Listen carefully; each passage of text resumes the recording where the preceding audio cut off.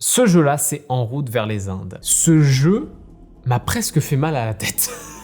Vous avez ces marqueurs devant vous qui forment une réserve, et ces marqueurs vont être absolument tout dans la partie. Je vous explique ça. L'historien est un marqueur qui sert à compter les points de victoire. Le banquier est un marqueur qui sert à compter votre argent. Le bateau est un marqueur qui sert à représenter le bateau sur la frise de voyage. La marchandise représente un marqueur qui est placé sur une marchandise dans les différentes cartes de voyage. Et un architecte, ou plutôt un bâtiment, représente un marqueur qui est posé sur un des bâtiments des cartes voyage. Et tous ces marqueurs, comment on les fait apparaître? Eh bien, vous avez une action qui fait apparaître un marqueur de votre réserve sur la carte Lisbonne, et à partir de ce moment-là, ces marqueurs peuvent être utilisés pour toutes les actions que je viens de dire. Ce jeu est d'un génie finalement, de sobriété et à la fois de complexité. Vous aurez plus tard des marqueurs sur les marchandises de tout le plateau, et du coup vendre ces marchandises vont vous faire apparaître plein de marqueurs du coup sur Lisbonne. Et du coup il y a un schéma mental à comprendre que plus vous vendez, plus vous avez de marqueurs, et du coup après vous les ramènerez, etc.